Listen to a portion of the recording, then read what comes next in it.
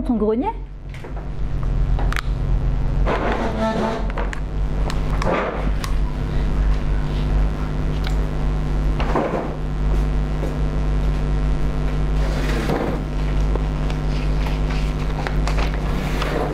Voilà, je vais terminer avec quelques petits points.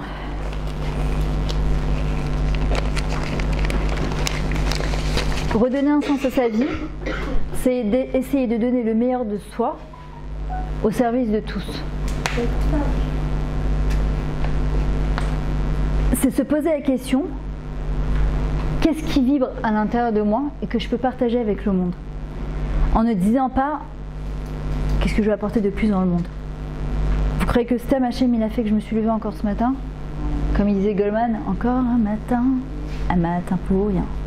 Si tu dis ça, sauf qu'il peut. Après, je me lève ce matin. Un d'avoir casé. Il n'y a jamais un matin où je me suis levée et qui était pour rien. Ça n'existe pas. On arrive tout à un moment de notre vie, à un sommet, comment on dit, un carrefour de notre vie. Et à un moment, il faut choisir.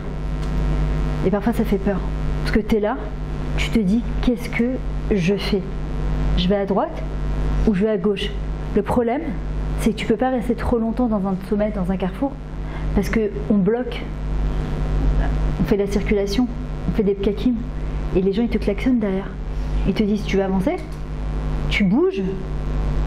Nous aussi, on a besoin de circuler. On a besoin d'avancer. On a besoin de bouger. Oui, mais j'ai peur. Au maximum, on va se tromper. Tu vas dire, ouais, mais parfois, il y a des très grosses décisions à prendre dans la vie. Nachon. Alors comment on fait pour ne pas se tromper? Si on demande à Kadosh Baruch Hu la bracha dans toutes les décisions qu'on prend.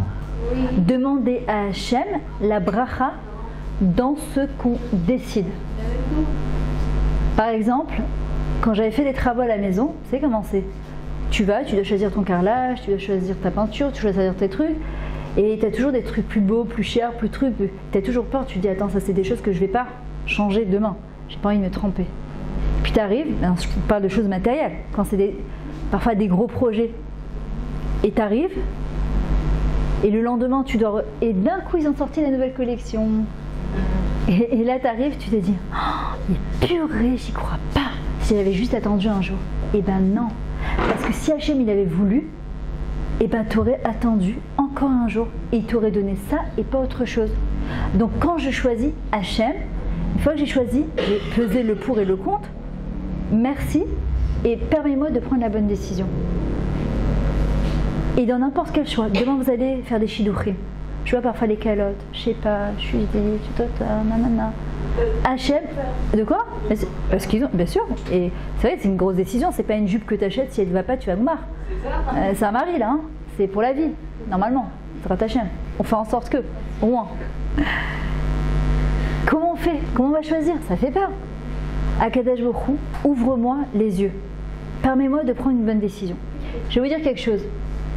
Celui qui n'a pas peur de se tromper, il ne fait jamais rien dans sa vie.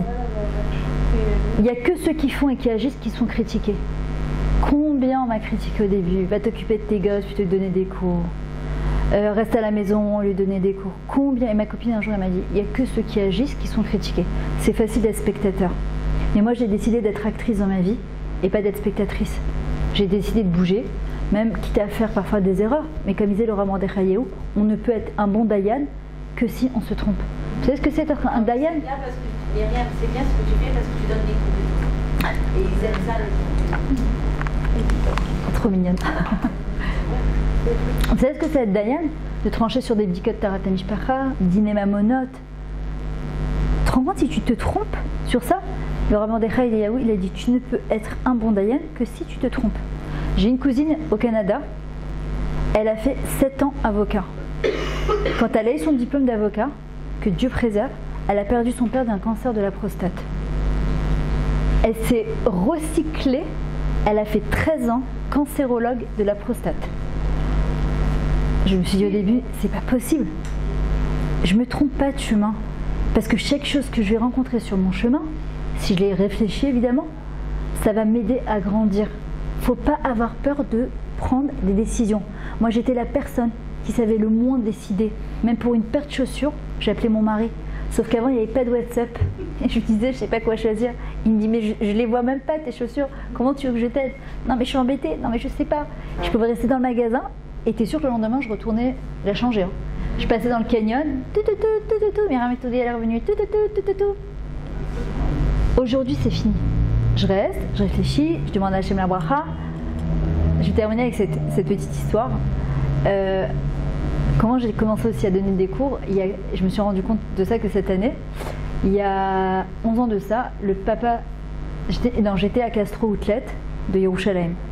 Et je voulais acheter une tunique qui me plaisait grave, mais qui était très moulante. C'était avant, je ne donnais pas encore de cours. J'étais là, tu sais, tu la tires comme ça, tu dis non, je vais mettre une veste dessus, mais la veste, ça va pas du tout avec, et tu la tires comme ça, et tu essaies que. Et ton Yetzara te dit, allez, elle a 30 shekels, Castro, le 250 shekels, franchement, tu vas t'arranger, tu vas trouver un truc. Et j'étais avec ma fille, qui était en dehors de la cabine, et à un moment, elle me dit, maman, à qui tu parles? Alors je viens avec Hachem, elle me dit, comment ça? Je lui dis, je lui demande ton avis. Elle me dit, bon, je t'attends dehors. Tu me fais la honte de ma vie. Stagiaire en plus 14 ans, forcément tu leur fais la honte de la vie. Et donc elle sort et j'étais là, je dis Hachem, qu'est-ce que je fais? Je la prends pas, je la prends. Je me suis dit, mais merde, tu vas même pas la kiffer, t'es là, tu vas, truc, ton mari, c'est moulant. Regardez les Tzara, comment il t'embrouille. Et à un moment, j'ai dit à Hachem, écoute, comme tout à l'heure je vous ai expliqué, j'ai dit à Hachem, regarde, si c'est pour moi, je la prends. Moi j'ai envie de te faire plaisir, donne-moi la force de la reposer si tu veux pas que je la prenne. Sur ce, ma copine, Golda, c'est-à-dire qu'un truc, elle m'appelle. Comment ça, on n'entend rien? Il faut y appeler. Allô? Vous entendez là? C'est bon.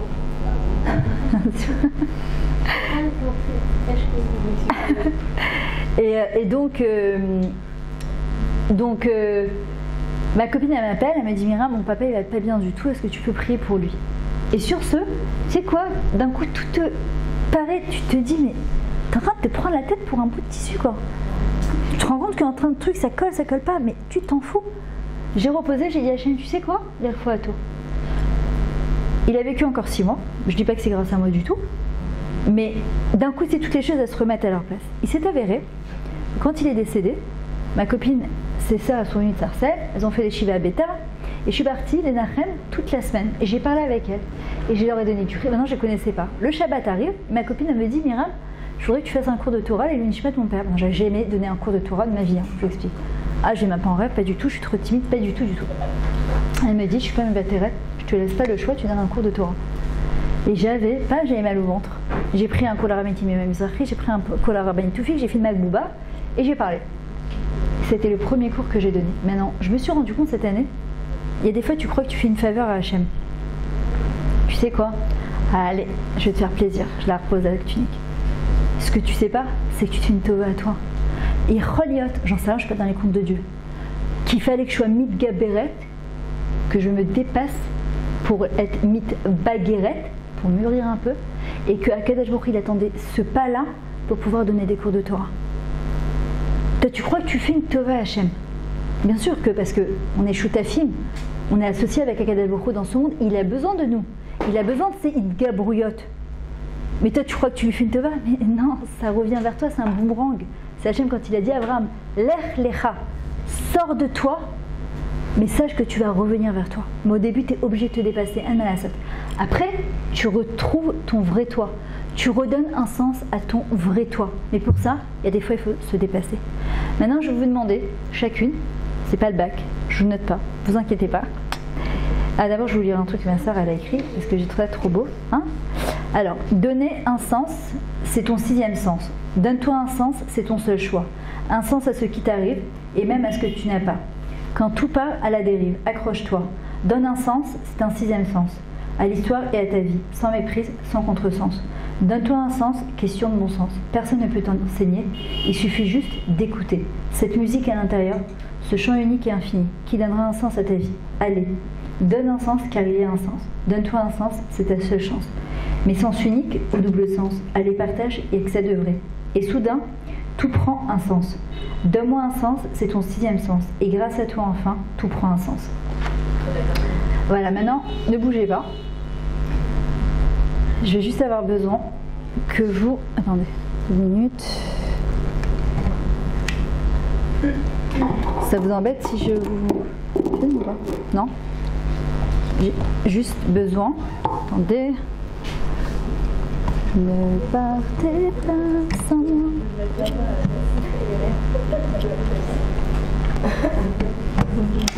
Voilà. Attendez. Voilà, j'ai juste besoin que chacune... Quoi? Ah. J'ai juste besoin que chacune, elle me dise ce qu'elle a retenu du coup. Keren. Allez, allez. Moi, j'ai retenu. Où tu vas là? Où tu vas?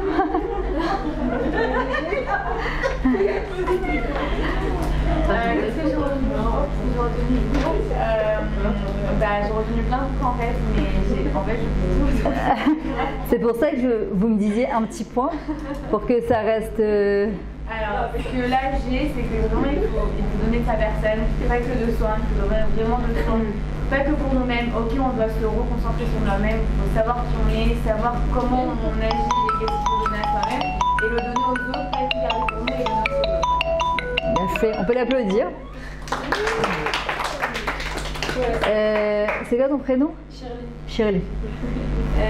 Moi, ce que je retiens, c'est que faut vraiment trouver le mec en soi.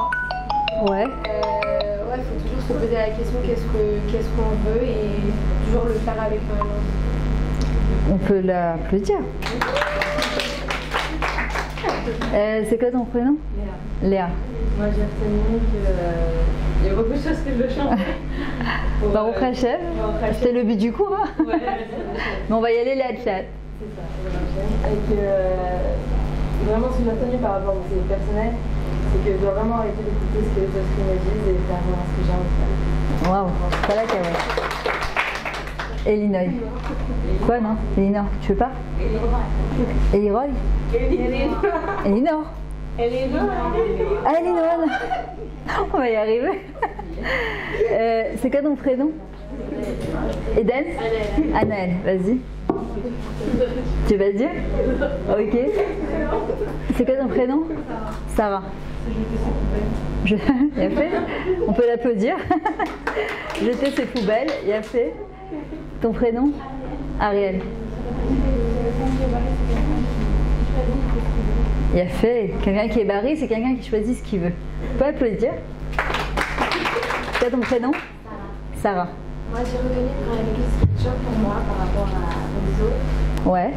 Et moi, je prie à Hachem qui arrive à nous faire changer ce qu'on pense. Il a fait.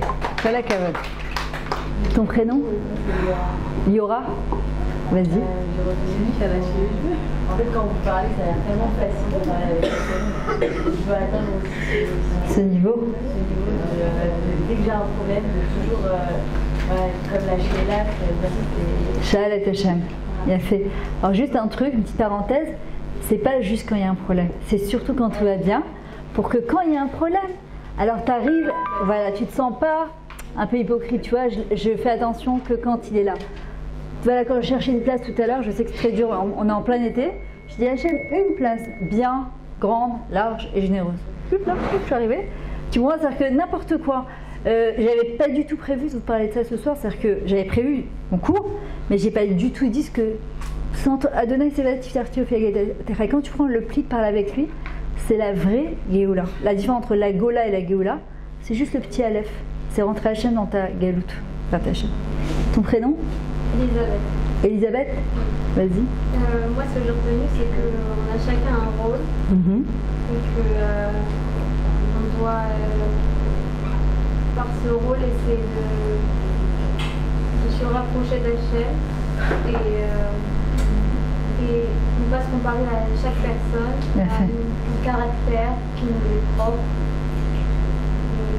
On a notre yichudiout, on a notre particularité. Et ce qui fait notre force. Il a fait, maintenant on peut l'applaudir. Voilà, Clara. C'est ton prénom? Eden. Moi, ce que je suis retenu, c'est que pour avoir un changement, il ne faut pas même que ce changement qui vienne à nous, mais c'est à nous d'aller vers le changement et de faire les efforts pour y arriver. Il a fait le changement, c'est à nous de faire le changement et d'aller vers lui pour que les efforts arrivent. Exact. Colle la carotte.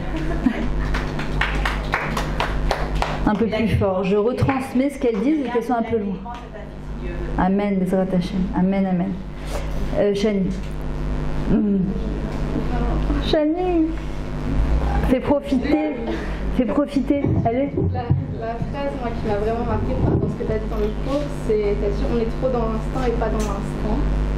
Et je trouve qu'en vérité, s'il y a quelque chose que moi personnellement je dois retenir, c'est ça, qu'il faut vivre dans l'instant présent. Et je pense que justement c'est le premier pas pour être vraiment heureuse. Il a fait. Être dans l'instant et pas dans l'instant. Kol hakavod, on peut applaudir Shani. C'est quoi ton prénom? Eden. Moi j'ai retenu qu'il faut utiliser chaque chose qui nous arrive comme un tremplin et pas comme des grenouilles rester de savoir sauter. Comme des quoi? Les grenouilles. Ah, comme les grenouilles. Il a fait se servir de chaque chose en fait comme un tremplin pour pouvoir avancer. On peut l'applaudir. Ton prénom? Ilanit. Moi, ce que j'ai retenu, ce que j'ai appris, c'est que quand on me fait un compliment, c'est un clin d'œil d'en haut. Il a fait. Quand on fait un compliment, c'est un cadeau. C'est comme un clin d'œil de là-haut et qu'on doit savoir recevoir ces compliments-là. C'est quoi ton prénom? On peut l'applaudir d'abord. Chirel. Je pense qu'il faut toujours se dépasser, il faut toujours se dépasser et le moral, quand c'est les autres, c'est juste moi et Hachem, c'est juste ma volonté, la sienne. Il a fait. C'est pas important ce que les gens ils pensent, c'est pas qu'Hachem dénigrer le regard de l'autre, c'est juste ce qui est important, c'est qu'est-ce qu'Hachem il attend de moi. Et quand on arrive à vraiment aller dans ce kivun, on est complètement libéré, délivré. Ruth, tu veux nous dire quelque chose? Elle n'était pas là. Si, elle a assisté un petit peu. Tu te rappelles? Hein? Hein?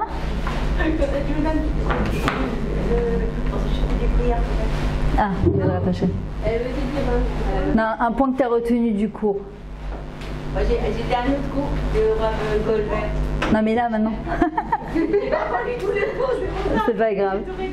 En tout cas, bravo les filles. Tu t'es sauvée, hein? Je te vois derrière le paravent. En tout cas, merci beaucoup. Je passe un très bon moment. Alors celles qui sont intéressées, je vous dis voilà, vous pouvez prendre mon numéro de téléphone et vous m'envoyez un petit message en me disant que je suis du séminaire de Torah Apéro là, je crois que c'est ça. Ouais, c'est Torah Apéro. Parce que comment dire, j'envoie des petites capsules tous les 2-3 jours.